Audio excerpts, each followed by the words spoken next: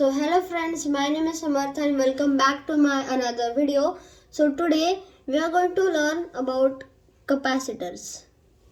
So capacitors are used in many things and many appliances and devices such as mobile phones, TVs, regulator and also ACs. And you can also find them in your fans too. So today I am going to tell you about capacitors and what is the unit to measure the capacitance value of this of capacitors, and I am also going to show you a circuit which I have made to understand it better. First let me switch my camera. Here I have this whiteboard. Oh my god, this is better. Yeah, so capacitors, wait, let me take this mobile in my hand. Yeah, so capacitors are of different sizes, different shapes. As you can see, it can be like this, can be like this too, and also really many, and also SMD capacitors that are mostly soldered on the PCBs. So here I have a capacitor. Wait, it isn't focusing on this thing. Yeah, this is a capacitor. These two are 25 volt capacitor. As you can see, 25, and there is a sign. As you can see, after 25 it is written 10 UF, but the U doesn't looks familiar. It looks like very different. Looks like this. And there is a capital F. So this sign, oh wait, yeah, it should be this long. Yeah, so this UF means microfarads. Now farad is the capacitance, the unit to measure capacitance value of these capacitors. So what is capacitance value? Capacitance value is something, means it is the unit that tells that how fast does the capacitor discharge or gives out the electrons. So if there is one capacitor that which is 100 microfarad, then it will discharge quickly as compared to a 1 farad conductor. So microfarad means 1 divided by million into farad. This is 1 farad. So 1 microfarad is equals to 1 millionth of a farad. So as you can imagine, microfarad is a really small unit. As if we divide 1 farad into million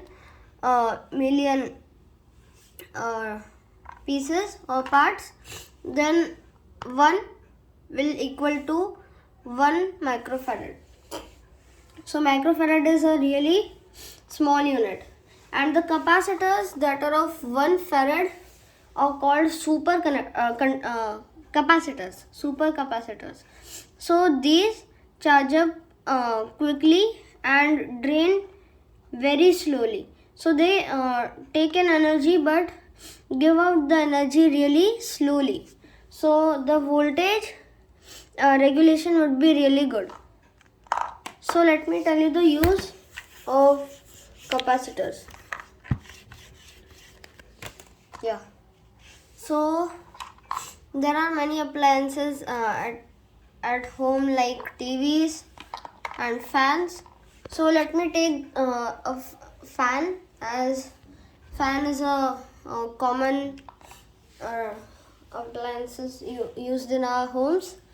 So fans are actually motors which continue to spin when we switch on the power, and our homes get AC current. So if we check in an oscilloscope, then it will form these waves, and this is 0 voltage. So it goes up to 220 volts and then drops down. So AC current is given to our homes in this form. So it is alternating currents. So the value or the voltage is always alternating. But DC voltage are like really straight barcode kind of thing, which is used in PWM signals like this. So DC voltage will make low noise.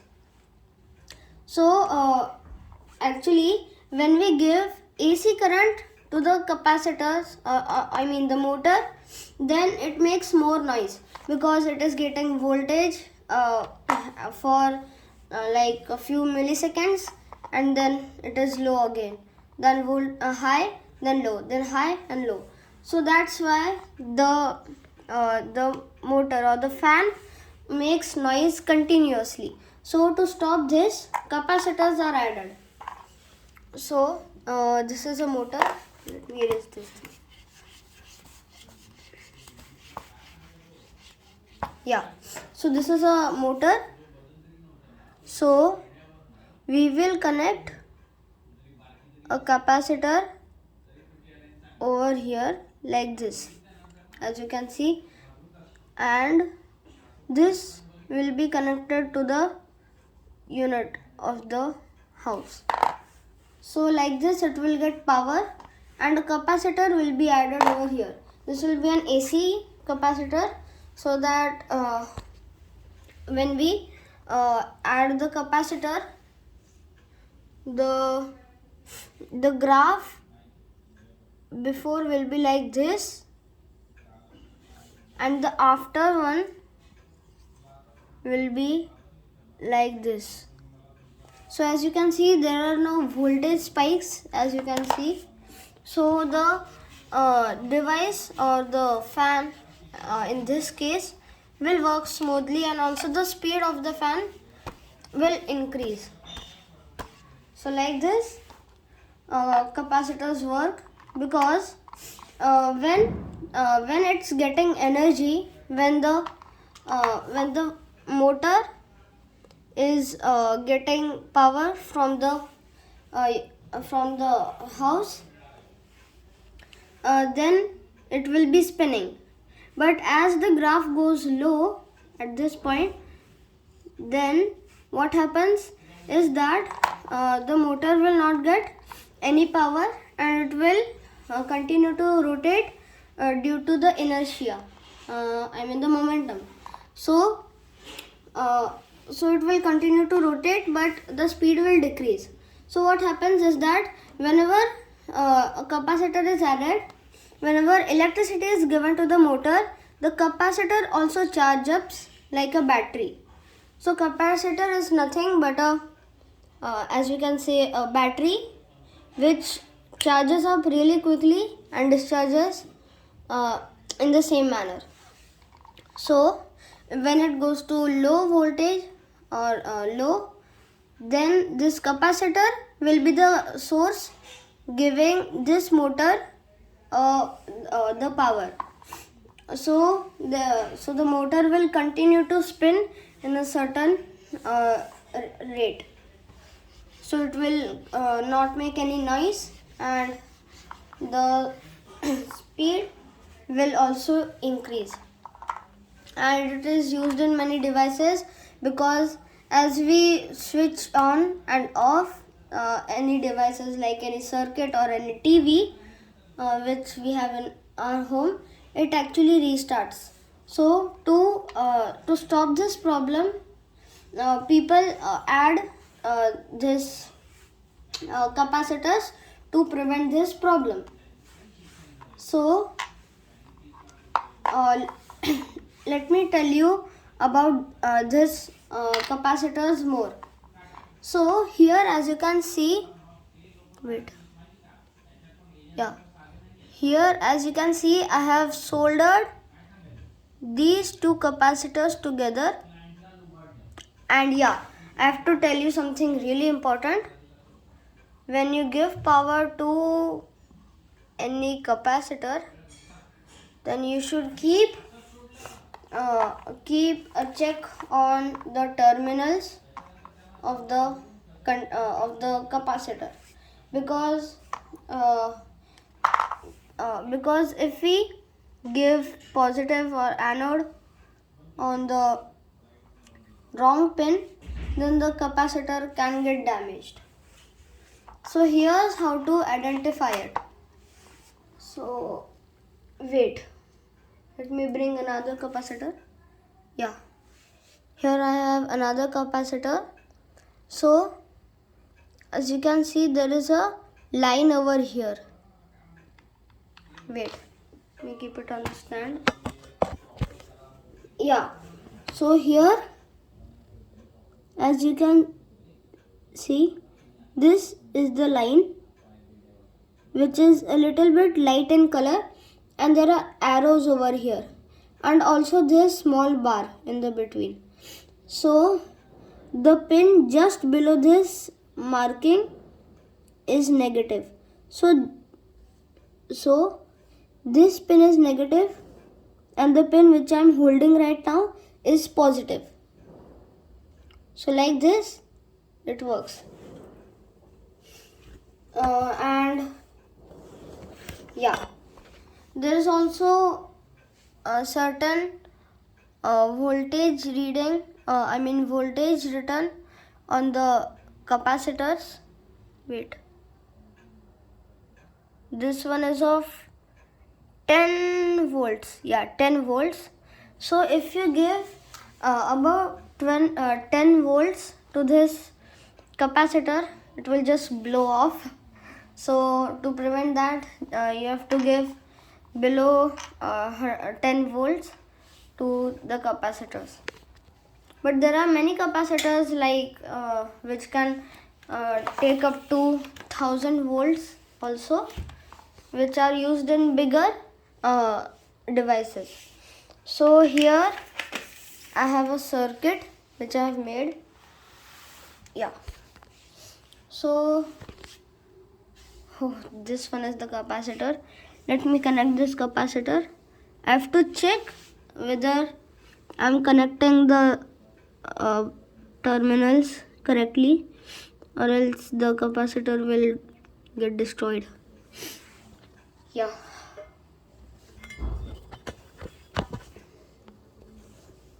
Okay. Wait. Yeah. We are all right. And as you can see, I've made a circuit over here. This one is obviously a multimeter. Many people know that multimeter is used to check the voltage of anything. Actually, this is a multimeter instead of voltage reader. So it can also calculate or just see that how much resistance does resistor has. So it has multiple options over here. So first let me set it on 20 volts, as we want to read the voltage of the capacitor, which is over here. So now it is showing 0.01, so it is almost 0 volts. So I have added few push buttons over here, as you can see. So yeah, there is also LED over here. This is a white LED, so it gives white light. This LED, this push button, if I press this push button, then the LED will be connected to the capacitor. And if I press this button, then the battery will be connected to the terminals of the capacitor. So you just think that this push button is for charging the capacitor, because it connects the battery to the capacitor, and this one is to discharge the capacitor. So let me tell you that how I am discharging this capacitor. So actually, when I press this, the contacts of the capacitor gets short, and this is because of this wire. So this wire acts as a filament which is found in our bulb. Whenever electricity passes through this wire, it comes out in the form of heat energy, because the two terminals are short together. So the capacitor gets discharged. But if you have a bigger capacitor which has more voltage, so to discharge that, you should not use this technique, because the wire might melt due to high voltage or cause a big spark. So you can just use a resistor, because it has resistance at that small point. So the thing or the energy will come out in the form of heat, and your capacitor will be easily discharged. It means you have to just add or connect a load to the capacitor. So yeah, here I have the LED. Yeah, so now it shows about 0.01. So if I press this, it goes to 0, because it is totally discharging right now. So this capacitor has no charge right now. So as soon as I press this button, I will be pressing it for less than 1 second, as you can see. See, 1, 2, 3. See, shows 3 volts. Now I am continue to pressing it. It goes to 6 volts kind of. So it is charged to 6 volt, and whenever I press this button which connects the LED shines, and see how it goes down really slowly. So actually it is working on the power of the capacitor right now. So the LED is glowing on the power of capacitor right now. It is not connected to the battery. It is actually working on the capacitor's energy. Okay. So to show this better, wait. Yeah, now let me charge up the battery. The capacitor. So it comes till 4 point something volts. Whenever I press this button, see, it drops down to 0, because it gets short, and a little bit of heat energy is coming out of this wire. So let me switch off the light so that you can see how the LED is glowing very slowly. Oh my god. Wait a minute. I have to add a small light near inside the room. Oh my god. This is pitch black right now, and I'm scared of darkness. Yeah, so right now I'm pressing the charging button, and see, the LED is glowing, and now I'm discharging it. Now it stops glowing. It's glowing really dim, and now it gets discharged. See, it glows. I've charged it, and whenever I press the discharge button, it stops glowing. So now it's working on the power of capacitor. It's discharging, and finally discharged. So it gives the power for really small or less time. So yeah, let me turn on the light back. So as you can see, it works really good, and you can see that the LED was getting dimmer and dimmer because the capacitor was discharging very slowly. So if I had a bigger capacitor, I mean not bigger, but the capacitor which has more farads, or a super capacitor of 1 farad instead of 100 microfarad, it would have last longer for the LED. So the LED would glow for kind of 1 second. 1 second. It would glow for around 1 minute or 2 minutes. But here it only glows for kind of 15 to 30 seconds. So like this it works. So whenever so if the farads or the microfarads decreases, the capacitor discharges that quickly. So if in future scientists if they like try to make a capacitor which is of 100 farads or like million farad, then it can actually replace batteries because it can charge very quickly, and it will last for longer. So like this thing works, but hasn't come to an end yet. I have a question for you all guys to see that have you understand this whole video about capacitors or not. So you must have seen mosquito rackets which are used to kill mosquitoes and insects. So which type of capacitor is used in that case? So just to give information, capacitors are also used in mosquito rackets because whenever we press the button, the capacitor charges up. So the question is that which type of capacitor is used in that mosquito racket. I have two options over here. First one is a capacitor which has high voltage and low farads, or a capacitor with low voltage and high farads.